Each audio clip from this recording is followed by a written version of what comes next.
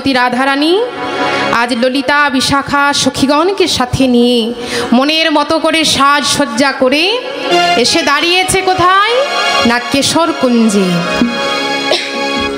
ওমা কেশর কুঞ্জে তো এসেছে, তা এবার কুঞ্জ তো সাজাতে হবে মা। হ্যাঁ, রাধারানী তখন ললিতাকে বলছে এক কাজ কর, বলি আমার মাধব তো এই কুঞ্জে আসবে, তাহলে তোরা নিজের হাতে করে আমার মাধবীর জন্য আজ কুঞ্জ সাজিয়ে দেবে। ও ললিতা আর তোরা দেরি করিস না, যা বিশাখা যা, এবার তোরা মনের মতো করে কুঞ্জ সাজিয়ে দে। তখন ললিতা বিশাখা বলছে রায় তুই আমাদের কুঞ্জ সাজাতে বলছিস, কিন্তু আমরা যে কুঞ্জ সাজাতে পারি না। ওরে বলি কেমন করে তোর মাধবের জন্য কুঞ্জ আমরা সাজাবো, আমরা কেউ কুঞ্জ সাজাতে পারি না। ঠিক এমন সময় কি হয়েছে বাবা না পদকর্তা চণ্ডীদাস ভাবাবেশে এলেন মধুময় শ্রীরাম বৃন্দাবনে। এসে বলছে আয় ললিতা বিশাখা কি হয়েছে গো, বলি তোমাদের এত চিন্তিত দেখাচ্ছে, কিছু হয়েছে? ললিতা বিশাখা বলছে হ্যাঁ ঠাকুর, বলি জানো আজ আমাদের কুঞ্জে আমাদের গোবিন্দ আসবে, কিন্তু আমরা কেউ কুঞ্জ সাজাতে পারি না। কেমন করে যে মাধবীর জন্য কুঞ্জ সাজাবো আমরা সে কথাই ভাবছি ঠাকুর। ও এই কথা, আজ তোমাদের মাধব তোমাদের কুঞ্জে আসবে? আচ্ছা বেশ, আমি তোমাদের বলে দেব তোমরা কেমন ভাবে তোমাদের মাধবের জন্য কুঞ্জ সাজাবে। কিন্তু কুঞ্জ সাজানোর আগে একটা কথা বলো তো, বলি তোমাদের ওই মাধবের অঙ্গের রং কেমন? ওমা গোবিন্দের অঙ্গের রং কেমন গো? কালো? সখীগণকে জিজ্ঞাসা করেছি বলো বলো তোমাদের গোবিন্দের অঙ্গের রং কেমন? সখীগণ বলছে কেন, আমাদের গোবিন্দের অঙ্গের রং উজ্জ্বল শ্যাম বর্ণ। কি বললে? উজ্জ্বল শ্যাম বর্ণ। বলি তাহলে তো রংটা কালোই হচ্ছে। সখীরা বাধা দিয়ে বলছে না না না না না না না ও ঠাকুর, বলি অমন কথা ভুলেও তুমি মুখে এনো না। আমাদের মাধব কেন কালো হবে শুনি? আমরা তো কাজল পরা নয়নে থাকি কালো দেখি। ওই মাধবের অঙ্গের জ্যোতিতে আমাদের মনের এই মণিকটা আলো হয়ে যায়। চণ্ডীদাস ঠাকুর বলছে বেশ বুঝতে পেরেছি, আমার কথা শুনি তোমাদের রাগ হচ্ছে। আচ্ছা তোমাদের গোবিন্দকে নিয়ে আর ওরকম কথা বলবো না গো, তবে শোনো এবার শুনে নাও কেমন ভাবে কুঞ্জ সাজাবে। ও ললিতা বিশাখা, বলি তোমাদের মাধব এই কুঞ্জে আসবে তো কেমন ভাবে কুঞ্জ সাজাবে জানো? যে ফুলগুলি প্রথম কলি মেলেছে, যে ফুলগুলি প্রথম ফুটেছে, কোনো ভ্রমর মধুর লোভে সেই ফুলের কাছে যায়নি, আর সেই ফুল এনে তোমাদের মাধবের জন্য তোমরা মনের মতো করে কুঞ্জ সাজিয়ে দিও। নিতাই গৌর হরি বল। এই বলে পদকর্তা চণ্ডীদাস বিদায় নিলেন। আর ললিতা বিশাখাকে ডেকে বলছে এই ললিতা যা, আর দেরি করিস না, এবার মনের মতো করে কুঞ্জ সাজিয়ে দে। তখন রাধিকায়া দেশে মনের হরিষে কুসুম চয়ন করে। রাধিকায়া দেশে মনের হরিষে কুসুম চয়ন করে। আবার মল্লিকা মালতী জুই জাথি জুথি সাজাইলা ধরে ধরে। মল্লিকা মালতী জুই জাথি জুথি সাজাইলা ধরে ধরে। ও মাইরা, যে ফুলগুলি প্রথম ফুটেছে সেই ফুলগুলি এনে তারা কুঞ্জ সাজাচ্ছে। সেই ফুলের আচির পাচির ফুল দিয়ে সাজাচ্ছে মা। কেমন ভাবে? ফুলেরও আচির ফুলেরও পাচির, আবার ফুলেতে ছাইল ফুলেরও আচির ফুলেরও পাচির ফুলেতে ছাইল, আবার ফুলেরও আলিশ বালিশ কারণ দেখো প্রতি ফুলে ফুলে সব।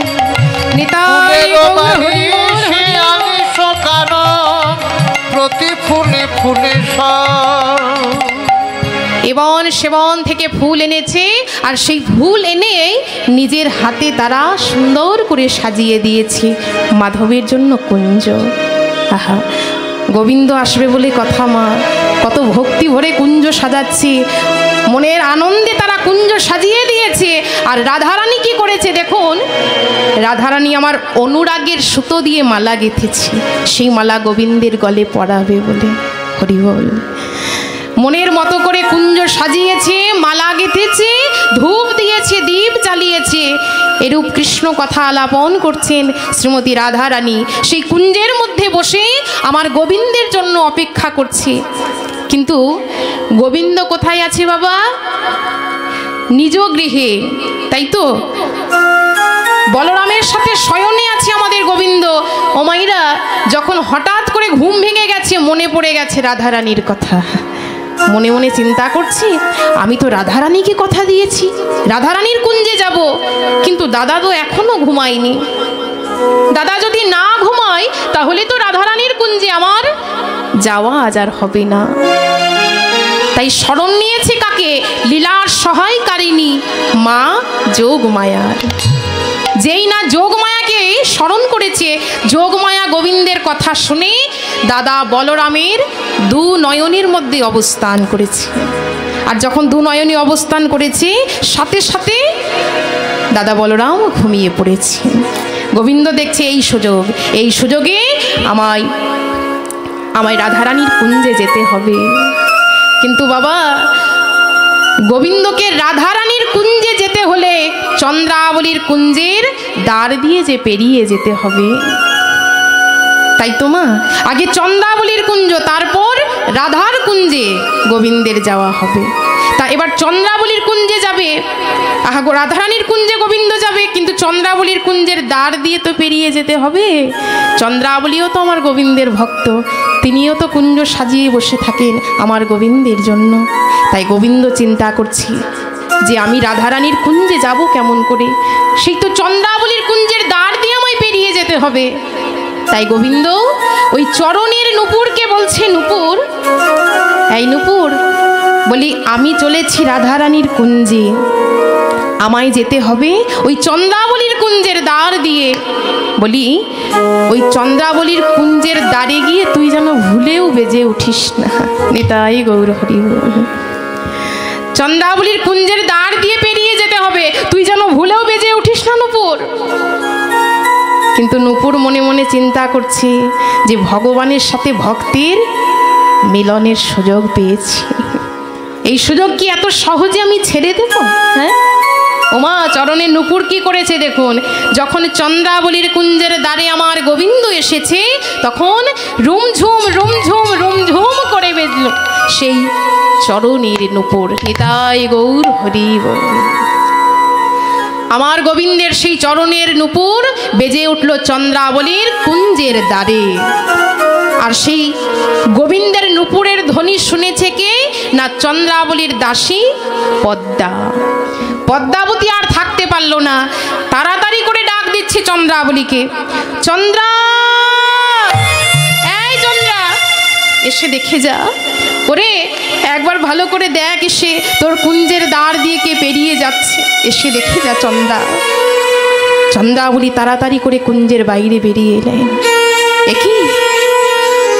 একি গোবিন্দ, তুমি? আজ আমার কি সৌভাগ্য, আজ আমার কি সৌভাগ্য, তুমি আমার কুঞ্জে এসেছো।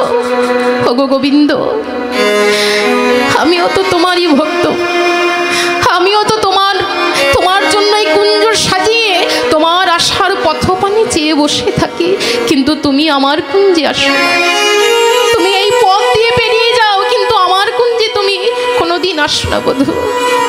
আজ যখন তোমায় আমি পেয়েছি, তুমি যখন আজ আমার কুঞ্জে এসেছো, আমার মনের সেই ইচ্ছে আজ আমি পূর্ণ করব। আজ যখন তোমায় আমি পেয়েছি, তোমায় মনের মতো করে আমি সেবা দেব, মনের মতো করে তোমায় আমি সাজাবো বধূ।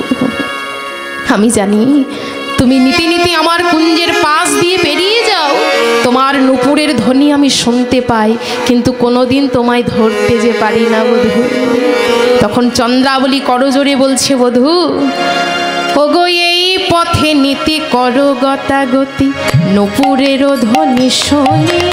এই পথে নিতাই গৌর গতি নুপুরের ধ্বনি শুনি ওগো এই পথে নীতি করো গতাগতি নুপুরের ধ্বনি শুনি এই পথে নীতি কর গতাগতি নুপুরের ধ্বনি শুনি ওই রাধা সনে বাস আমারে নৈরাস আমি বঞ্চি একাকিনী রাধা শনে বাসি আমার নৈরাস আমি বঞ্চি একাকিনী ওই রাধা সনে বাস আমারে নৈরাস আমি বঞ্চি একাকিনী রাধা শনে বাসি আমার নৈরাস আমি বঞ্চি একাকিনী বলো আমি কি জগৎ ছাড়াব আমি কি জগৎ ছাড়া বলো আমি কি জগৎ ছাড়াব বলো আমি কি জগৎ ছাড়া মায়েরা গোবিন্দ বলছে চন্দ্রা তুমি আজকে আমাকে ছেড়ে দাও আমি অন্যদিন তোমার মনোবাসনা পূর্ণ করে যাব তখন চন্দ্রাবলী বলছে বধূ সবাই বলে তুমি নাকি জগৎপতি তুমি নাকি জগতের নাথ হ্যাঁ তা সবাই যদি তোমাকে জগৎপতি বলে জগতের নাথ বলে তুমি যদি জগতের পতি জগতের নাথ তাহলে আমি কি এই জগতের মধ্যে নই নিতাই গৌর হরি কি গো বধূ বলো আমি কি এই জগতের মধ্যে নই আমি কি এই জগতের বাইরে বলি তুমি যদি জগৎপতি আমি কি জগৎ ছাড়াব বধূ তুমি যদি জগৎপতি আমি কি জগৎ ছাড়া বধূ তুমি যদি জগৎপতি আমি কি জগৎ ছাড়াবটি রাধা শনে বাস আমার নৈরাস আমি বঞ্চি একাকিনী গোবিন্দ বলছে বেশ আমি তোমায় কথা দিলাম তুমি আজকে আমাকে ছেড়ে দাও কাল এসে তোমার মনোবাসনা আমি ঠিক পূর্ণ করে যাব ও মাইরা গোবিন্দ তো কথা দিলে কথা রাখতে জানে মা তাই তো চন্দ্রাবলী বলছে আমি জানি যে তুমি কাল আসবে ঠিকই তুমি কথা দিয়ে কথা রাখতে জানো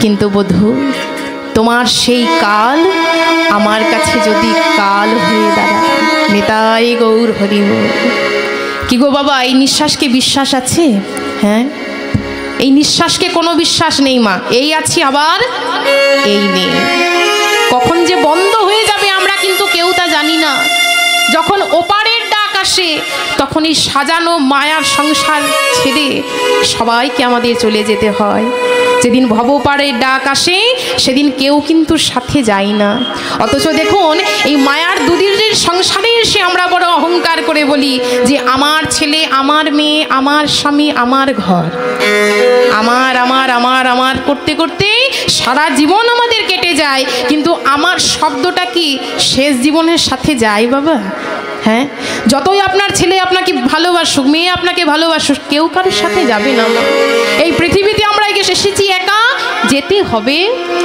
একা হরি বল এবার যখন ভবপাড়ের ডাক আসে তখন সকলকে ছেড়ে বিদায় নিতে হয় তাই তো মাইরা আর সেই প্রাণবিহীন দেহটা কি করা হয় দেখুন একটা বাঁশের দোলার মধ্যে সাজিয়ে সঙ্গের সাথী হরিনামের ধ্বনি দিয়ে নিয়ে আসা হয় শ্মশান ঘাটে চির শান্তির স্থান যে ঘুম আর কোনো দিনও ভাঙবে না আহা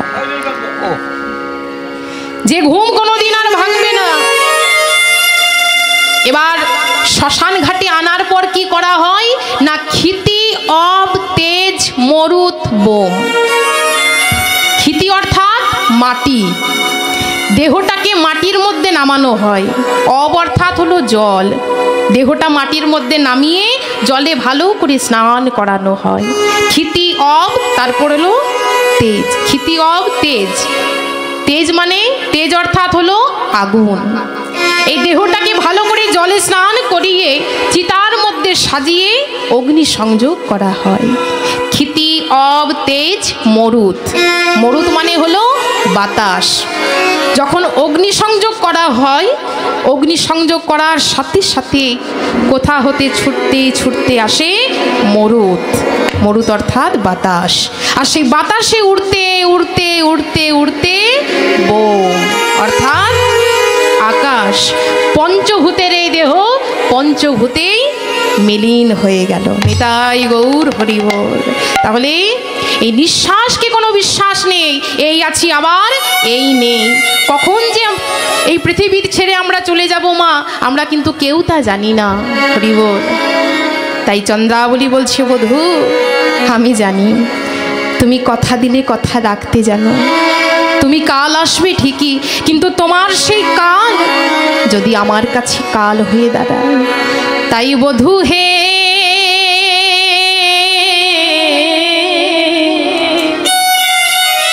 তোমায় ছাড়িয়া নাহি কো দেব, ছাড়িয়া নাহি কো দেব, বধূ হে ছাড়িয়া নাহি কো দেব। কত সাধনায় আমি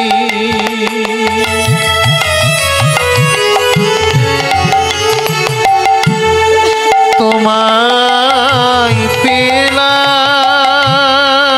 তাই গৌর হরি বল হরি বল। কত আরাধনার ফলে তোমায় পেলাম,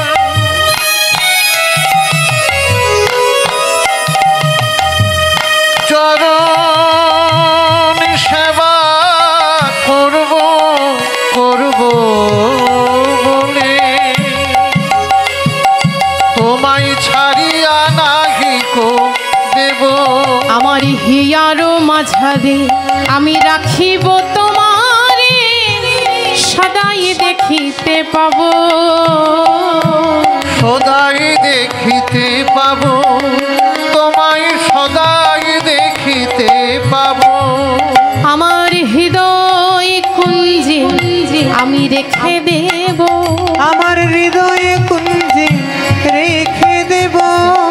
চন্দ্রাবলী গোবিন্দের চরণ দুটি জড়িয়ে ধরে বলছি, বধূ আজ যখন তোমায় আমি পেয়েছি, আজ আমি তোমায় ছেড়ে দেব না। বধূ গো, তোমায় হৃদয় কুঞ্জে রেখে দেব, তোমায় হৃদয়ে কুঞ্জে রেখে দেব। আমি হৃদয় ছাড়া করব না হে, তোমায় হৃদয় কুঞ্জে রেখে দেব। আমি হৃদয় ছাড়া করব না হে, হৃদয়ে কুঞ্জে রেখে দেব। আমি হৃদয় ছাড়া করব না হে, তোমায় হৃদয় কুঞ্জে রেখে দেব। হিয়ার মাঝারে রাখিব তোমারে, সদাই দেখিতে পাবো। গোবিন্দের ওই চরণ দুটি জড়িয়ে ধরে বলছে, বধূ তুমি আর দেরি করো না, এসো আমি তোমায় মনের মতো করে সাজাবো। এই সাজানো কুঞ্জে তুমি যদি আসো বধূ, আমি আজ তোমায় মনের মতো করে সেবা দিতে পারবো। আর তুমি দাঁড়িয়ে থেকো না, এসো বধূ। এক কাজ করো বধূ, তোমার ওই গলের মালাখানি তুমি আমার গলে পরিয়ে দাও। ওমা চন্দ্রাবলীর গলে পরিয়ে দিল গোবিন্দের গলের মালা। গোবিন্দ নিজের হাতে করে চন্দ্রাবলীর গলে পরিয়ে দিয়েছে সেই মালা। বলে এবার তাহলে আমি আসি চন্দ্রা। চন্দ্রা বলছে, বধূ আমার গলে মালা পরিয়ে তুমি চলে যাবে? আমার যে অনেক দিনের স্বাদ, নিজের হাতে করে তোমায় সাজাবো, নিজের হাতে করে তোমায় সেবা দেব। এসো বধূ, তুমি আমার কুঞ্জে এসো। ওমা গোবিন্দ অনেক অনুনয় বিনয় করলো, কিন্তু কোনো কাজ হলো না। এবার কোনো উপায় না পেয়ে চন্দ্রাবলীর কুঞ্জের মধ্যে আমার গোবিন্দ গেলেন। আর চন্দ্রাবলীর কুঞ্জে যখন গোবিন্দ এসেছে, মা চন্দ্রাবলীর মনে আনন্দে আর সীমা নেই। মনের আনন্দে তখন নিজের হাতে করে গোবিন্দকে সাজিয়ে দিচ্ছে, নিজের হাতে করে আজ গোবিন্দের সেবা দিচ্ছে, গোবিন্দকে সাজিয়ে দিচ্ছে। কেমন ভাবে? দেখো মনসাধে সাজাই চন্দ্রাবলী। উলুধ্বনি নিতাই গৌর হরি। মনসাধে সাজাই চন্দ্রাবলী, মনসাধে সাজাই চন্দ্রাবলী। মনসাধে সাজাই চন্দ্রাবলী। শূন্য হৃদয় পূর্ণ হলো আজ পাইয়া বনমালী, সাজাই চন্দ্রাবলী। মনসাধে সাজাই চন্দ্রাবলী। মনসাধে সাজাই চন্দ্রাবলী। গোবিন্দকে কুঞ্জের ভেতরে এনেছে বাবা, এবার কুঞ্জের ভেতরে এনে আমার গোবিন্দকে সাজাচ্ছে। কনক আসন পাতি বোধপুরে বসাইলা, সুশীতল জলানি আজ চরণ ধোয়াইলা। কনক আসন পাতি মধুরে বসাইল, সুশীতল জলানি চরণ ধোয়াইল। আবার কপাল উপরে দিল সিন্দুরের বিন্দু, আর অধরে কাজর দিল কপাল উপরে দিল সিন্দুরের বিন্দু, অধরে কাজর দিল আঁকি। আবার নিজ অঙ্গের শাড়ি দিলা আজরিয়া ধ্বনি, সাজাই চন্দ্রাবলী মনসাধে সাজাই চন্দ্রাবলী। মনসাধে গৌর হরি বল সাজাই চন্দ্রাবলী, মনসাধে সাজাই চন্দ্রাবলী। ওমা, চন্দ্রাবলী নিজের হাতে করে গোবিন্দকে সাজিয়ে দিচ্ছে। এই হলো ভক্ত আর ভগবানের প্রেম। এর মধ্যে কিন্তু কোনো কামের গন্ধ নেই। প্রতিটি জীবের অন্তরে ভগবত প্রেম আছে, তারই বিকৃত প্রতিবিম্ব হচ্ছে কাম।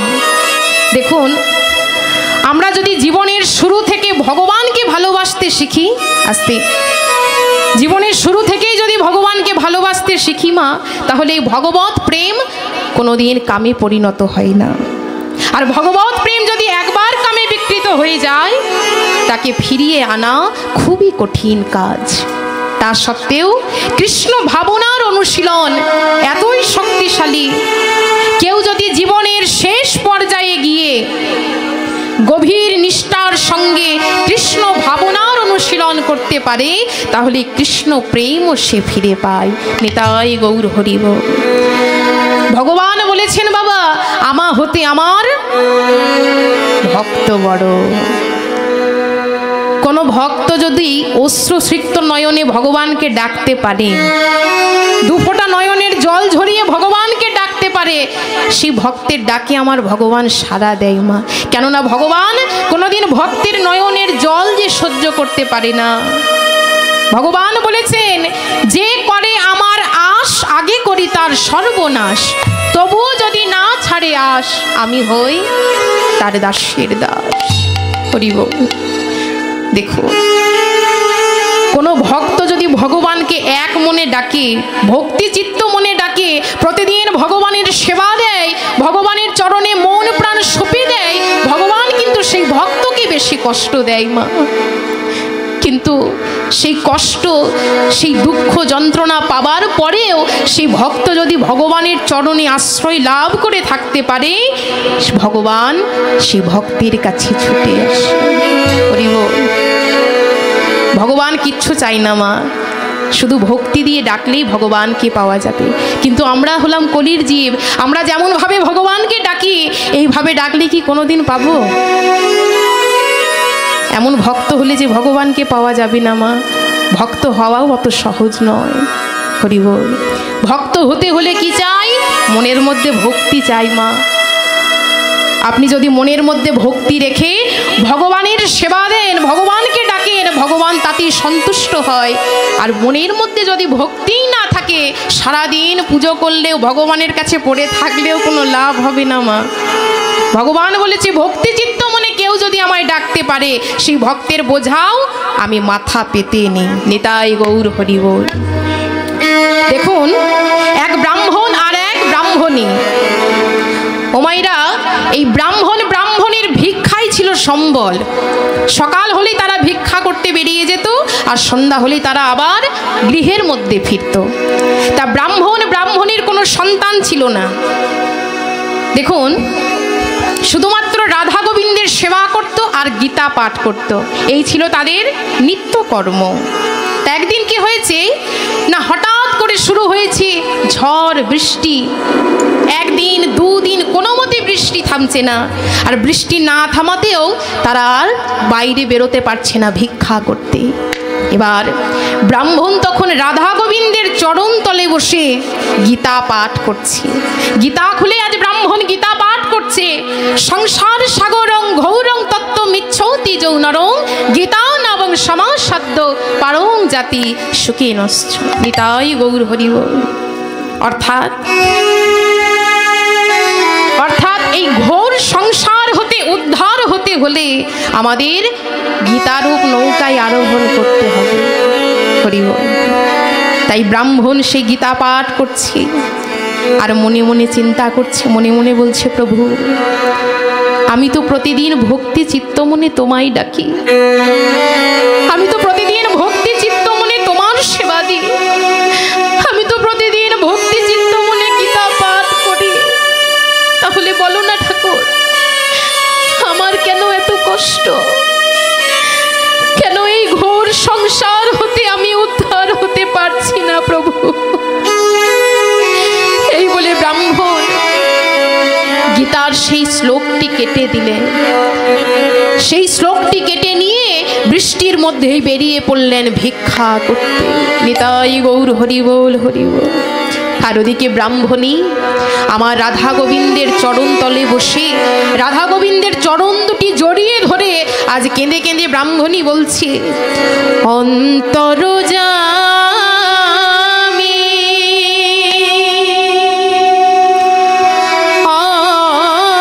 অন্তরে থাকো প্রভু অন্তরে ছাড়া হয়ো না, ওগো প্রভু অন্তর ছাড়া হয়ো না। নিতাই গৌর হরি বল হরি। অন্তর্যামী অন্তরে থাকো অন্তরে ছাড়া হয়ো না, ওগো প্রভু গো অন্তরে ছাড়া হয়ো না। ওগো তোমার সেবায় যেন দিন যায় প্রভু, তোমার সেবা যেন দিন যাই প্রভু, তোমার সেবা যেন দিন যায় প্রভু, তোমার সেবা যেন দিন যাই প্রভু। আমি কোনো দিন যেন ভুলি না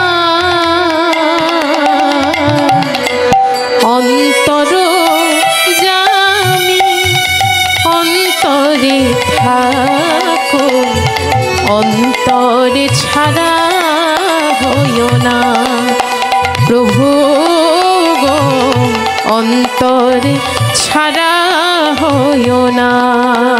প্রভু গো অন্তরে ছাড়া হয়ো না, প্রভু গো অন্তর ছাড়া হইও না। নেই তো কিছুই মন বলো কি দেব তোমায়, কি দিয়ে পুজিব বলো চরণ তোমায়।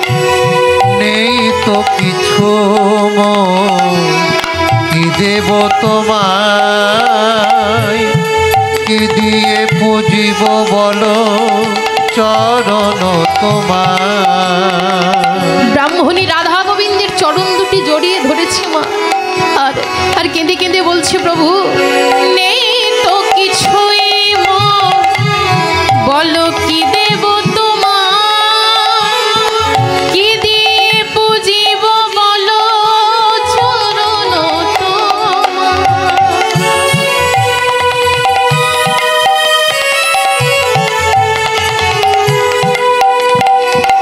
আমি ভক্তি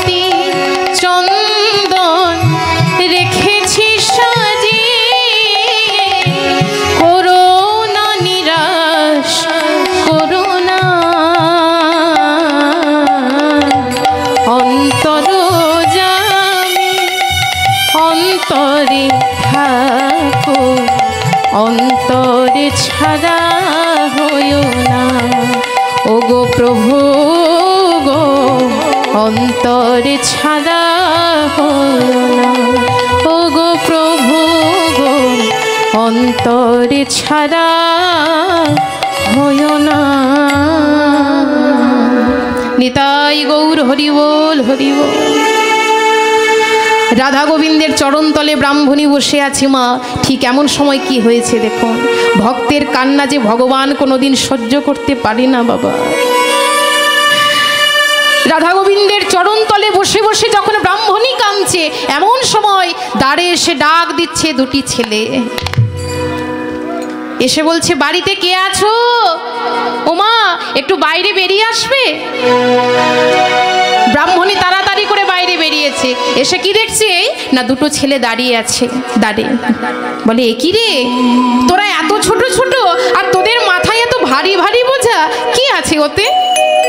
আর বলো না, জানো মা আমরা না খেলা খেলছিলাম, তা খেলা খেলতে খেলতে হঠাৎ ব্রাহ্মণের সাথে দেখা হয়ে গেল।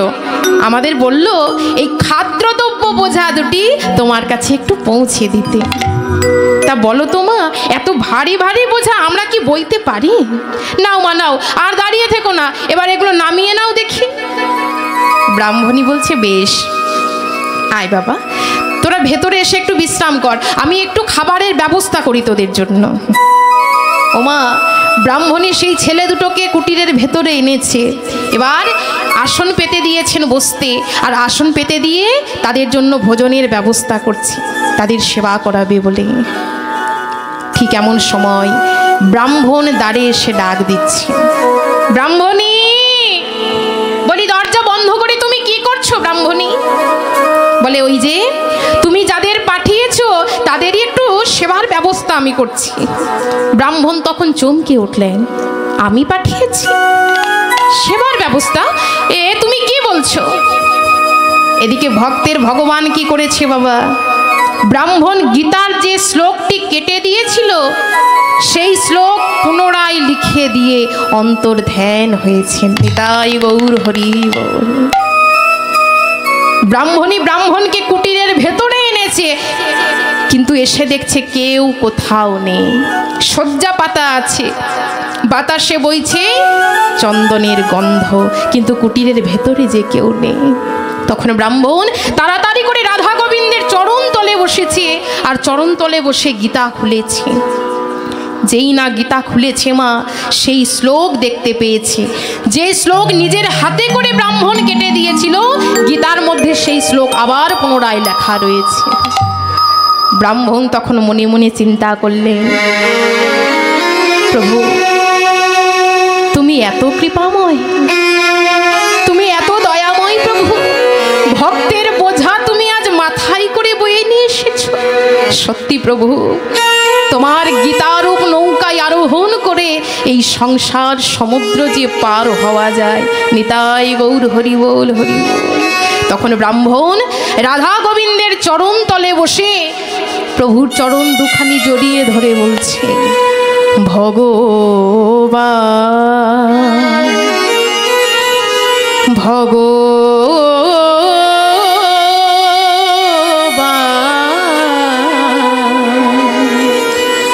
প্রণাম তোমায় ভগবান। নিতাই গৌর হরি বল হরি।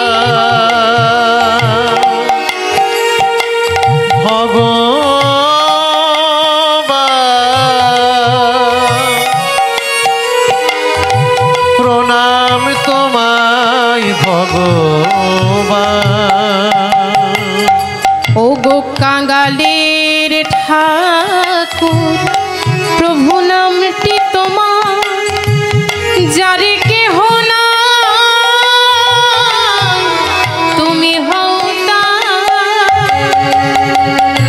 কাঙালির ঠাকুর নামটি তোমার, যারি কেহ না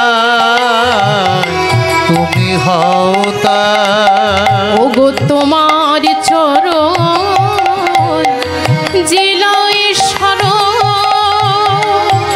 তোমার চরণ লয় শরণ প্রভু তোমার চরণ যে লয় শরণ, তোমার চরণ যে লয় শরণ তুমি করো কৃপাদান, প্রণাম তোমায় ভগবান ভগবান ভগবান, প্রণাম তোমায় ভগবান ভগবান নিতাই গৌর হরি বল হরি বল। ভগবান প্রণাম তোমায় ভগবান। তাই দেখুন, কেউ যদি ভক্তি চিত্ত মনে দুফোঁটা নয়নের জল ঝরিয়ে আমার ভগবানকে ডাকে, সেই ভক্তের বোঝা পর্যন্ত আমার ভগবান মাথা পেতে নেয়। কিন্তু ভগবানকে ডাকার মতো ডাকতে হবে, মনকে স্থির রেখে ভগবানকে ডাকতে হবে, তাই তো মা? মন যদি চঞ্চল থাকে ভগবানকে ডাকলেও পাওয়া যাবে না, মন স্থির করতে হবে। এই দেহের রাজা কে গো? কি গো বাবা, এই দেহটার রাজা কে? আমাদের এই দেহটার রাজা কে মা? না এই মন। দেহটার রাজা হলো মন। আর এই মন রাজার দুই স্ত্রী আছে, সুমতি আর কুমতি। হরি বল। মন রাজার দুই স্ত্রী সুমতি আর কুমতি। তা সুমতির দুই ছেলে আর এক মেয়ে। ছেলেদের নাম কি? না বিবেক আর বৈরাগ্য, আর মেয়ের নাম হলো ভক্তি। আর কুমতির হলো 6 ছেলে, কাম ক্রোধ লোভ মোহ মদ আর মাশ্চর্য। নিতাই গৌর হরি বল। একদিন কি হয়েছে বাবা, মন রাজা তার 2 ছেলে আর এক মেয়ে অর্থাৎ বিবেক বৈরাগ্য আর ভক্তিকে নিয়ে এক ধর্মসভায় বসে ভাগবত পাঠ শ্রবণ করছেন। তা এমন সময় কুমতি 6 ছেলেকে ডেকে বলছে, বলি যা তো, তোদের বাবাকে অনেকক্ষণ দেখতে পাচ্ছি না, কোথায় আছে একটু ডেকে আনতো। ওমা, কুমতি 6 ছেলে চলেছে সেখানে। কাম ক্রোধ লোভ মোহ মদ মাশ্চর্য, সেখানে গিয়ে কি দেখছে?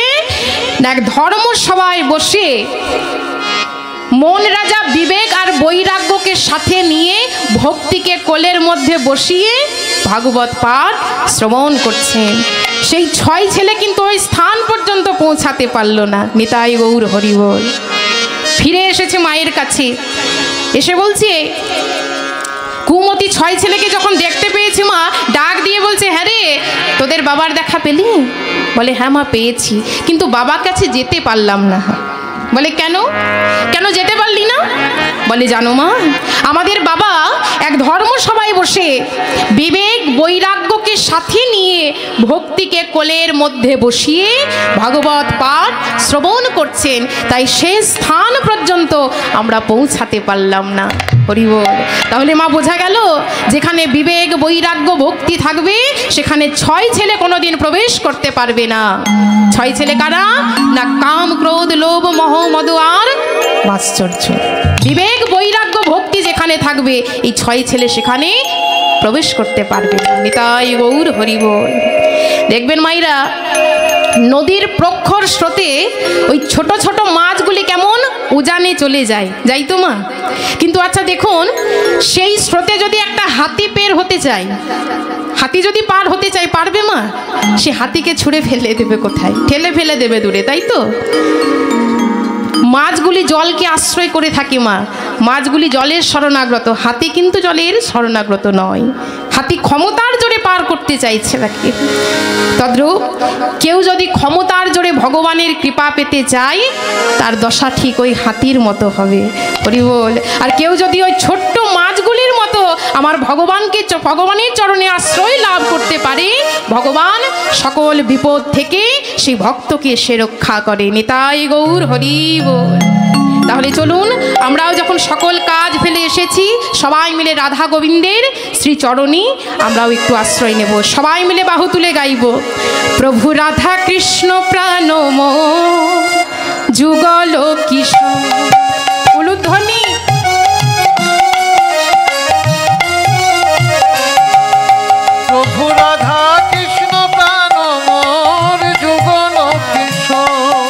প্রভু রাধা কৃষ্ণ প্রাণ মোর যুগল কিশোর। প্রভু রাধা কৃষ্ণ প্রাণ মোর যুগল কিশোর। জীবনে মরণে গতি আর নাহি মোর। জীবনে মরণে গতি আর নাহি মোর। প্রভু জীবনে মরণে গতি আর নাহি মোর। জীবনে মরণে গতি আর নাহি মোর। প্রভু রাধা কৃষ্ণ প্রাণ মোর যুগল কিশোর। নিতাই গৌর হরি বল।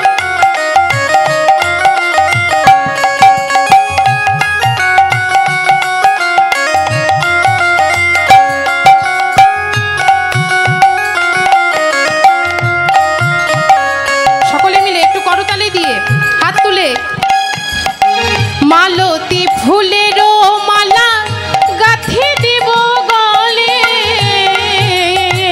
মালতী ফুলের মালা গাঁথি দিব গলে। আজ মালতী ফুলেরও মালা গাঁথি দিব গলে। মালতী ফুলের মালা গাঁথি দিব গলে। আর অধরে তুলিয়া দেব তাম্বুল কর্পূরে। প্রভু রাধা কৃষ্ণ প্রাণ মোর যুগল কিশোর। প্রভু রাধা সবাই মিলে বাহু তুলি। মোর যুগল কিশোর। প্রভু রাধা কৃষ্ণ প্রাণ মোর যুগল কিশোর।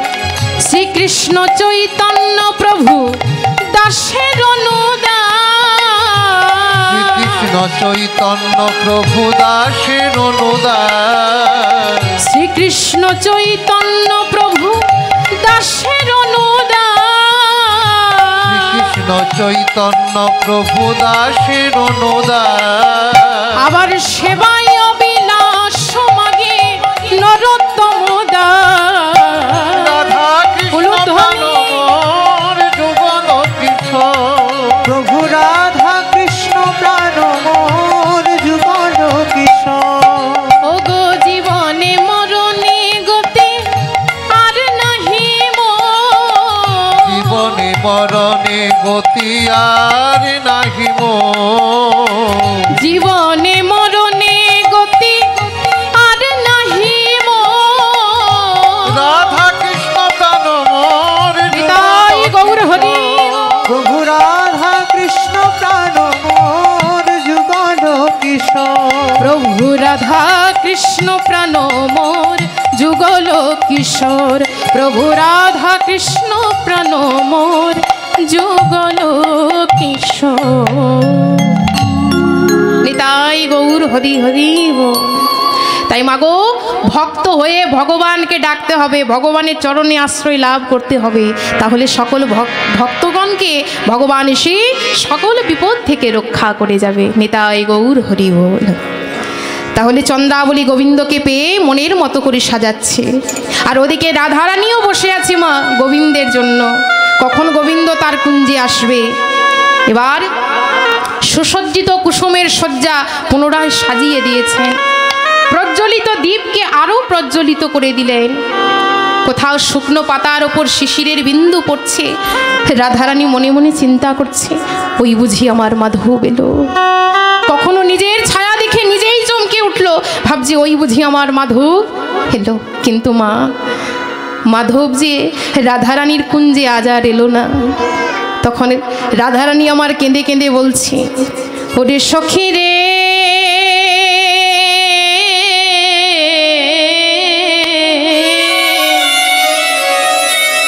আমি বধুর লাগিয়া সেজ বিছাইনু, ওরে গাথিনু ফুলের মালা। আমি বধুর লাগিয়া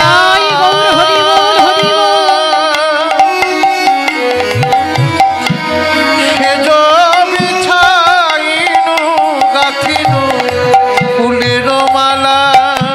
আমি তাম্বুল সাজাইনু, ওরে দীপ জ্বালা।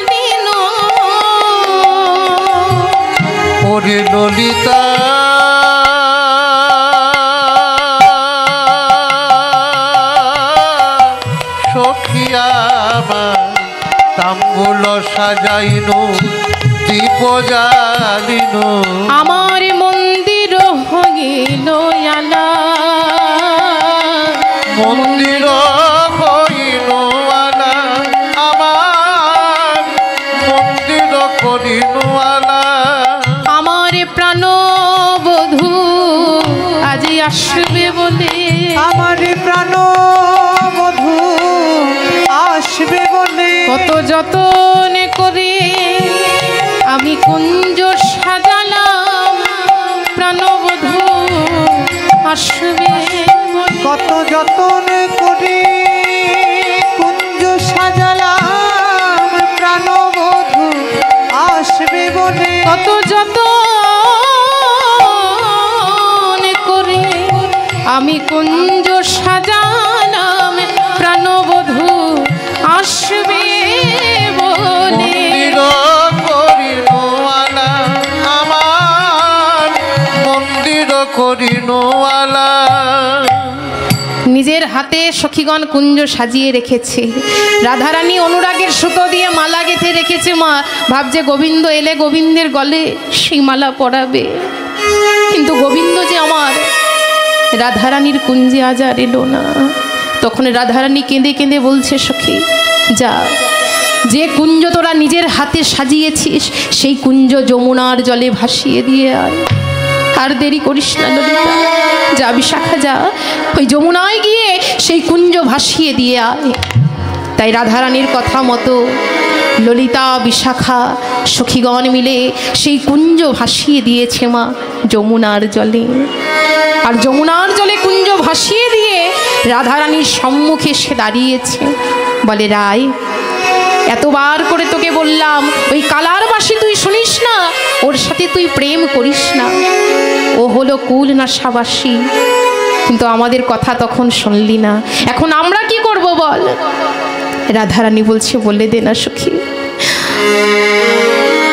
আমি এখন কি করব তোরা আমায় বলে দে সখী। ললিতা বলছে, বেশ তবে শোন, এক কাজ কর, এই কুঞ্জের মধ্যে তুই মান করে বস রে। তুই যদি কুঞ্জের মধ্যে মান করে বসিস দেখবি তোর প্রাণবধূ তোর মান এসে ঠিক আজ ভাঙিয়ে যাবে। তাই দেখুন মা রাধারানী ও ললিতার কথা মতো সেই কুঞ্জের মধ্যে তখন মান করে বসলেন। কুঞ্জ শনি কোশহি মানে নিরা, কুঞ্জ শনি কোশহি মানি নিরা, কুঞ্জ শনি তো সহি মানে নিরা, অরুণিমলোচনে আজ সখী মুখ চায়, অরুণিমলোচনে সখী মুখ চায়, অরুণিমলোচনে সখী মুখ চায়, কুঞ্জ শনি কোশহি মানি নিরা, তাই গৌর হরি বল হরি বল। সহি মানে নিরা, আজ মান করে বসল ধনী, মান করে বসিল ধনী, মানে করে বসল ধনী, ওই মানবে ধারাই কমলিনী মান করে বসল ধনী, মানবে ধারাই কমলিনী মানে করে বসল ধনী, মানবে ধারাই কমলিনী মান করে বসল ধনী। মানবে ধারাই কমলিনী মানে করে বসল ধনী। শ্রীমতী রাধারানী নীল বসন দিয়ে বদন ঢেকে দিল মা, আর বদন ঢেকে সেই কুঞ্জের মধ্যে রাধারানী মান করে বসলেন। ভাবছে ঠিক আমার প্রাণবধূ এসে আজ আমার মান ভাঙিয়ে যাবে। হরি বল। রাধারানী আমার গোবিন্দের জন্য পথ চেয়ে বসে আছে মা, আর এদিকে গোবিন্দ আছে কোথায়? চন্দ্রাবলীর কুঞ্জে মা, চন্দ্রাবলীর কুঞ্জে গোবিন্দ আছে। তার নিশি প্রভাত হতেই চন্দ্রাবলী কি করেছে না আমার গোবিন্দের কোলে মাথা রেখে ঘুমিয়ে পড়েছে। যখন চন্দ্রাবলী ঘুমিয়েছে তখন গোবিন্দ চিন্তা করছে এই সুযোগে আমার রাধার কুঞ্জে আমায় আজ যেতে হবে। হরিব। এই বলেই চন্দ্রাবলীর কুঞ্জ থেকে আমার গোবিন্দ ছুটতে ছুটতে এলেন আজ রাধা রানীর কুঞ্জে। নিতাই গৌর হরি বল। কিন্তু মায়েরা রাধা রানীর কুঞ্জে এসে দাঁড়িয়েছে। ললিতা তখন দেখতে পেয়েছে গোবিন্দকে, তাই ডাক দিয়ে বলছে, এই যে কে গো তুমি? গোবিন্দ বলছে, সে কি ললিতা, তুমি আমায় চিনতে পারছো না? বলে, না না, আমি তোমায় চিনতে পারছি না। আর তাছাড়া তোমার এত বড় সাহস, আমার নাম ধরে তুমি ডাকছো, কে তুমি? হ্যাঁ, ও ললিতা, আমি তো তোমাদের শ্যাম গো। কি বললে, তুমি আমাদের শ্যাম? এ কি অবস্থা হয়েছে শ্যাম? হ্যাঁ, এত সুন্দর করে সেজেছো আর মুখখানা শুকিয়ে গেছে। কি হয়েছে গো, কি হয়েছে শ্যাম, বলো।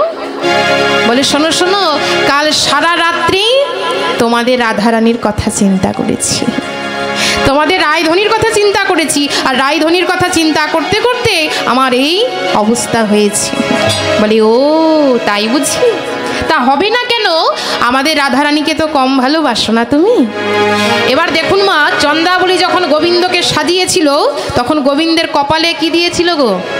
হ্যাঁ, সিঁদুরের দাগ লাগিয়ে দিয়েছি।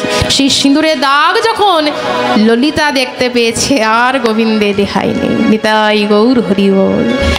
গোবিন্দকে বলছি, এ কি গোবিন্দ?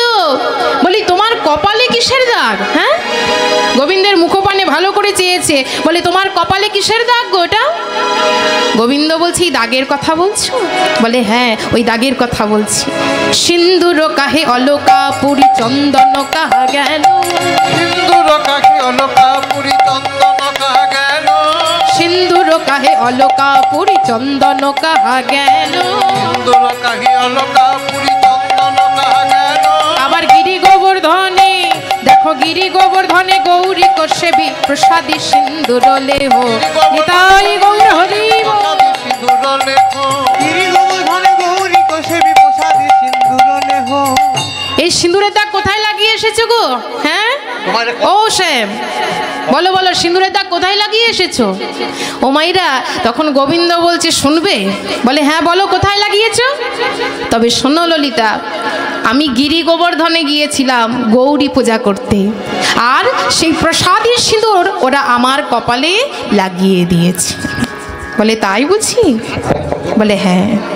আচ্ছা বেশ, মেনে নিলাম, তুমি ওই গিরি গোবর্ধনে গৌরী পূজা করতে গিয়েছিলে, সে প্রসাদী সিঁদুর তোমার কপালে ওরা লাগিয়ে দিয়েছে। তা এবার বলো, তুমি তো পরিধান করো পীতাম্বর, আজকাল শাড়ি পরে এসেছো। ওমা, চন্দ্রাবলী নিজের শাড়ি পরিয়ে দিয়েছিল গোবিন্দকে, ভালো করে শাড়ি পরিয়ে কপালে সিঁদুরের দাগ লাগিয়ে সাজিয়ে দিয়েছে। এবার সেই শাড়ি যখন দেখতে পেয়েছে, বলে, বলো বলো শ্যাম, তুমি তো পরিধান করো পীতাম্বর, আজকাল শাড়ি পরে এসেছো তুমি? ও, এই শাড়িটার কথা বলছো? হ্যাঁ, এই শাড়িটার কথা বলছো তো? বলে, হ্যাঁ, ওই শাড়িটার কথাই তো বলছি। ও, কি হয়েছে জানো, আমি তো কাল রাত্রে দাদা বলরামের সাথে শয়নে ছিলাম, তাহলে কি ভুল করে দাদার শাড়িটা পরে এসেছি নাকি? বলে, শ্যাম, তুমি যা বলছো ভেবে বলছো তো? গোবিন্দ বলছে, হ্যাঁ গো। মিথ্যে কেন বলবো বলো? আচ্ছা, মিথ্যে বলে কি কোনো লাভ হবে? আমি তোমায় যা বলছি সব সত্যি বলছি। তখন ললিতা বলছে, বেশ বেশ, তুমি যখন সব সত্যি বলছো, সব যখন ঠিকঠাক বলছো, এবার বলো তো শ্যাম, অঞ্জন কাহে গণ্ডস্থল হৃদখণ্ডন অধরে। নিতাই গৌর হরি বল। হৃদখণ্ডন অধরে, অঞ্জন কাহি গণ্ডস্থল হৃদখণ্ডন অধরে। আবার উত্তরপতি দেখো, উত্তরপতি উত্তর দিতে পরাজয় শশী শেখরে। পরাজয় শশী শেখরে, উত্তরপতি উত্তর দিতে পরাজয় শশী শেখরে। উত্তরপতি উত্তর দিতে পরাজয় শশী শেখরে। উত্তরপতি উত্তর দিতে পরাজয় শশী শেখরে। ওমা, আর গোবিন্দ কোনো উত্তর দিতে পারলো না। তখন সেই কুঞ্জের মধ্যে অধবধনে দাঁড়িয়ে থাকলো।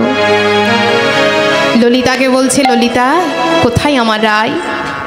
ললিতা বলছে, তোমার রায় ওই কুঞ্জের মধ্যে মান করে বসে আছে। যাও শ্যাম, যদি পারো আমাদের রাধারানীর মান তুমি ভাঙিয়ে এসো।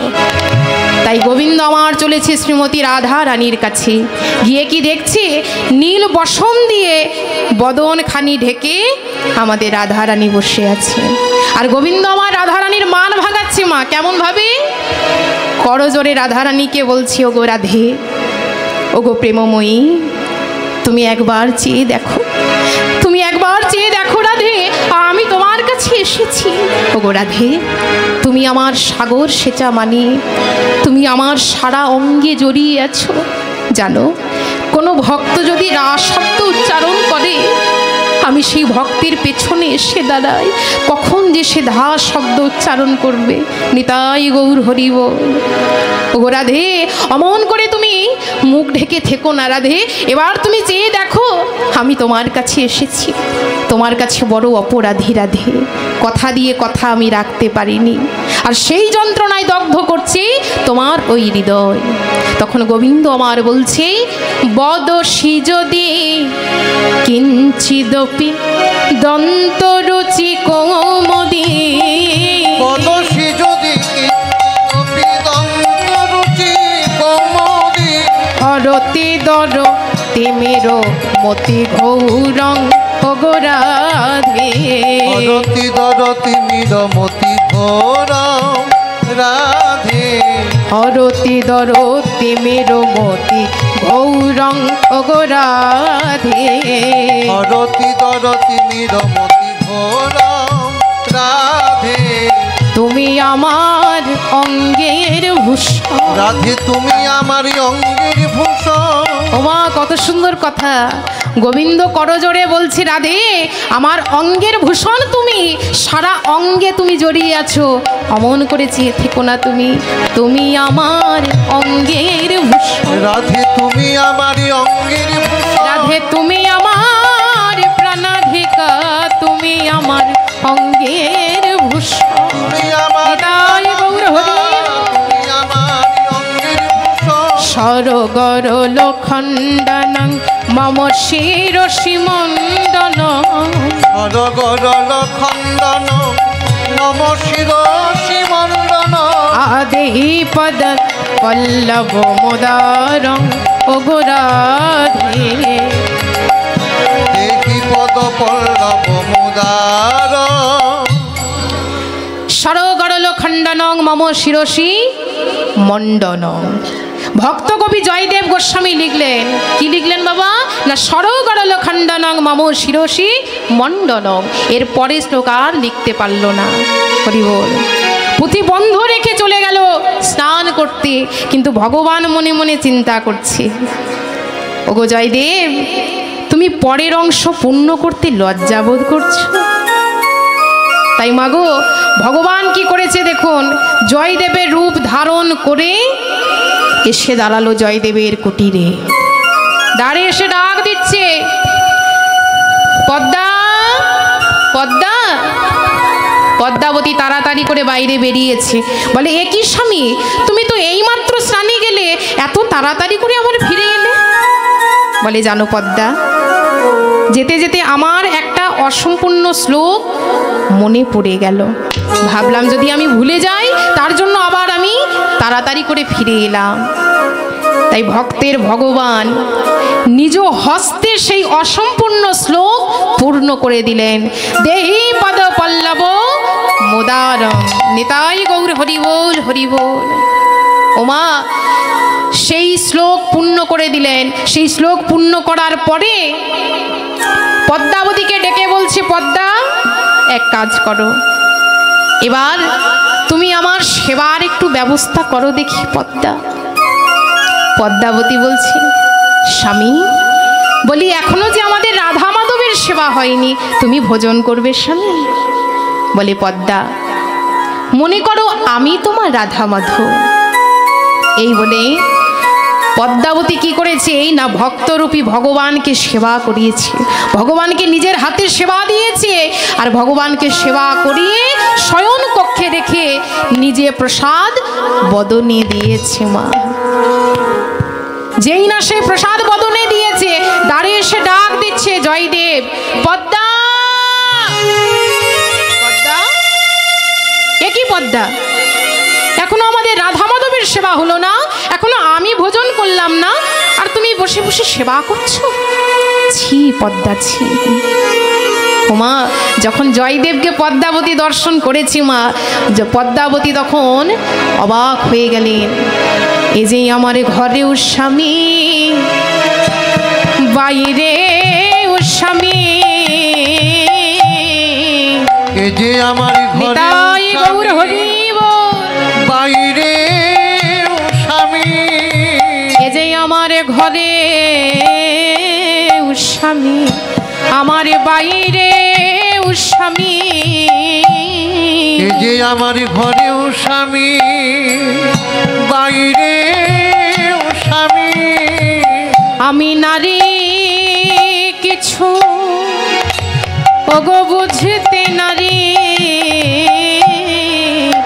আমার ঘরেও স্বামী, এ যে আমার বাইরে স্বামী। আমি নারী কিছু বুঝিতে নারী, এ যে আমার ঘরে স্বামী, বাইরে স্বামী। ওমা পদ্মাবতী যখন বলেছে ঘরেও স্বামী বাইরেও স্বামী, জয়দেব তখন অবাক হয়ে গেলে। এ কি পদ্মা, এ তুমি কি বলছো? ঘরেও স্বামী বাইরেও স্বামী, আমি কিন্তু কিচ্ছু বুঝতে পারছি না। জয়দেবকে বলছে জানো ও স্বামী, আমি এইমাত্র তোমায় সেবা করিয়ে শয়ন কক্ষে রেখে এলাম, তুমি তো নিজ হস্তে সেই অসম্পূর্ণ শ্লোক পূর্ণ করলে, তবে কে আমার স্বামী বলো? যে শয়ন কক্ষে রয়েছে সে নাকি তুমি? এই বলে পদ্মাবতী জয়দেবকে কুটিরে নিয়ে এলো। এদিকে ভক্তের ভগবান অসম্পূর্ণ শ্লোক লিখে দিয়ে অন্তর্ধ্যান হয়েছেন মা। যখন জয়দেবকে ভেতরে নিয়ে এসেছে, এসে দেখছে শয্যা পাতা আছে, বাতাসে বইছে চন্দনের গন্ধ, কিন্তু কুটিরের ভেতরে কেউ নেই। এবার জয়দেব আমার রাধা গোবিন্দের চরণতলে বসেছে, পুঁথি খুলেছে। সেই পুঁথি খুলে যখন সেই শ্লোক দেখতে পেয়েছে অবাক হয়ে গেল। এ কি, এই শ্লোক লিখলো কে? তবে আমার রাধা মাধব এসেছিল। দেখুন বাবা, বুঝতে আর বাকি থাকলো না। বলে প্রভু তুমি আমার এই পর্ণ কুটিরে এসেছিলে প্রভু। পদ্মাবতীকে ডেকে বলছে পদ্মা তুমি ধন্য, ধন্য তোমার প্রতি সেবা, ধন্য এই বীরভূমের মাটি, ধন্য এই কেন্দ বিল্ল গ্রাম।